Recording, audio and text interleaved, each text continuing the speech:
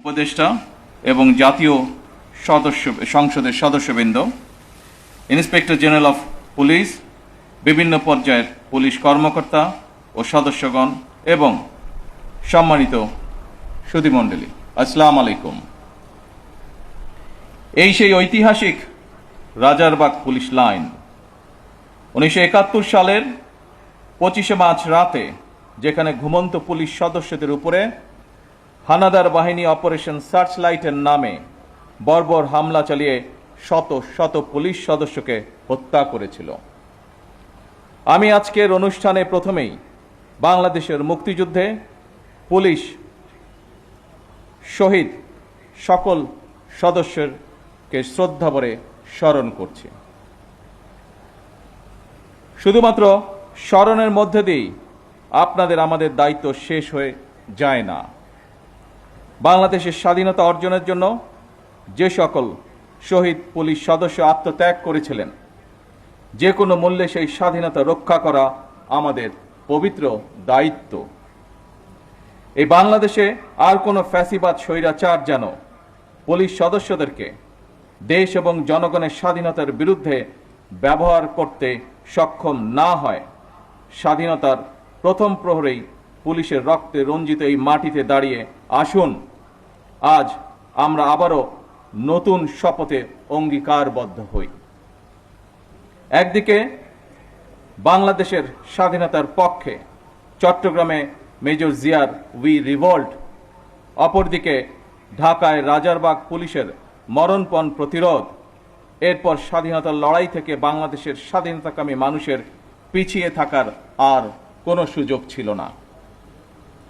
তবে মুক্তিযুদ্ধকালীন প্রজন্ম থেকে শুরু করে আজ পর্যন্ত, অর্থাৎ মুক্তিযুদ্ধ পরবর্তী প্রজন্ম, আমরা যারা ইতিহাস পড়ে কিংবা বীর মুক্তিযোদ্ধাদের প্রত্যক্ষ অভিজ্ঞতা শুনে মুক্তিযুদ্ধ সম্পর্কে জেনেছি, তাদের মনে মুক্তিযুদ্ধকালীন ইতিহাস নিয়ে এখনো কিছু প্রশ্ন হয়তো রয়েছে।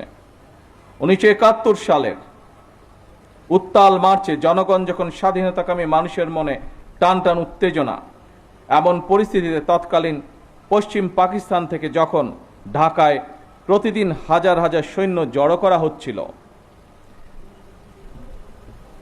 এমন পরিস্থিতিতে সকল পুলিশ সদস্যদেরকে রাজারবাগ পুলিশ লাইন্সে একসঙ্গে জড়ো করে রাখার পেছনে তৎকালীন রাজনৈতিক নেতৃত্বের কি যুক্তি বা কৌশল কাজ করেছিল, বাংলাদেশের স্বাধীনতা এবং মুক্তিযুদ্ধ সম্পর্কে যারা এখনো গবেষণা করছেন, এটি এখন তাদের জন্য একটি গবেষণার বিষয় হতে পারে বলে আমি মনে করি।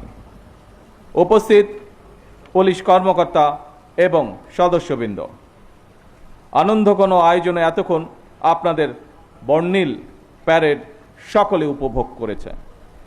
আমার কাছে এটি শুধু একটি আনুষ্ঠানিকতা মনে হয়নি, বরং এটি ছিল পুলিশ সদস্যদের শৃঙ্খলা, আত্মমর্যাদা, দায়িত্ববোধ এবং সুন্দর ভবিষ্যতের দিকে দৃপ্ত পায়ে এগিয়ে চলার অবিচল অঙ্গীকারের বহিঃপ্রকাশ।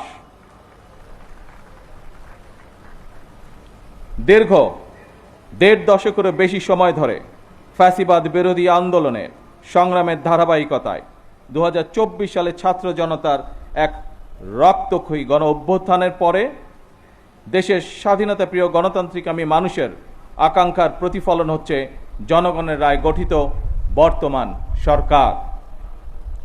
বছরের পর বছর ধরে অসংখ্য হামলা মামলা শিকার, নিপীড়িত নির্যাতিত অধিকারহারা মানুষ, বর্তমান গণতান্ত্রিক সরকারের সময় শান্তি এবং নিরাপত্তা চায় জনগণ। দেশের জনগণের শান্তি এবং নিরাপত্তা নিশ্চিত করা আপনাদের কার্যক্রম, অর্থাৎ পুলিশের ভূমিকার উপরেই সবচেয়ে বেশি নির্ভরশীল। আপনারা জনগণের জানমালের নিরাপত্তা নিশ্চিত করতে সাধ্য এবং সামর্থ্যের সবটুকু দিয়ে চেষ্টা করবেন, এটি আপনাদের কাছে বর্তমান সরকারের প্রত্যাশা। উপস্থিত অফিসার এবং পুলিশ বাহিনীর সদস্যবৃন্দ, ত্রয়োদশ জাতীয় সংসদ নির্বাচন প্রমাণ করেছে বাংলাদেশ পুলিশের পক্ষে দক্ষতা, এবং পেশাদারিত্বের সঙ্গে দায়িত্ব পালন সম্ভব। শুধু দেশেই নয়, জাতিসংঘ শান্তিরক্ষা কার্যক্রমেও বাংলাদেশ পুলিশ দক্ষতা এবং সুনামের সঙ্গে কাজ করে যাচ্ছে। বিশ্বের বিভিন্ন দেশে শান্তি প্রতিষ্ঠা, আইন শৃঙ্খলা রক্ষা এবং মানবাধিকার সুরক্ষায় আমাদের পুলিশ সদস্যরা পেশাদারিত্ব, সাহসিকতা ও মানবিকতার উজ্জ্বল দৃষ্টান্ত স্থাপন করেছেন। জাতিসংঘ শান্তি মিশনে নারী পুলিশ সদস্যদের ভূমিকাও আন্তর্জাতিকভাবে প্রশংসিত হয়েছে। সুতরাং শুধু বিদেশেই নয়, দেশের জনগণের সঙ্গেও পুলিশের মানবিক আচরণ প্রত্যাশিত। এই অনুষ্ঠানে, এই পর্বে কিছু সময় পরেই আমি কল্যাণ প্যারেড অনুষ্ঠানে আপনাদের সঙ্গে যোগ দিব। সেই অনুষ্ঠানে সারা দেশের পুলিশ কর্মকর্তা এবং সদস্য যুক্ত থাকবেন। সেই অনুষ্ঠানেও আপনাদের সঙ্গে আমি আরও কিছু বক্তব্য উপস্থাপন করব। এই প্যারেডে অংশগ্রহণকারী পুলিশ এবং র্যাবের যেসব কর্মকর্তা এবং সদস্যগণ নিজেদের দক্ষতার প্রমাণ রেখেছেন, যারা এমন একটি মনোমুগ্ধকর আয়োজন সুন্দরভাবে সম্পন্ন করেছেন, আপনাদের প্রত্যেককে ধন্যবাদ এবং অভিনন্দন জানাই। বাংলাদেশ পুলিশ সপ্তাহ 2026-এর সার্বিক সাফল্য কামনা করছি। আল্লাহ হাফেজ। বাংলাদেশ জিন্দাবাদ।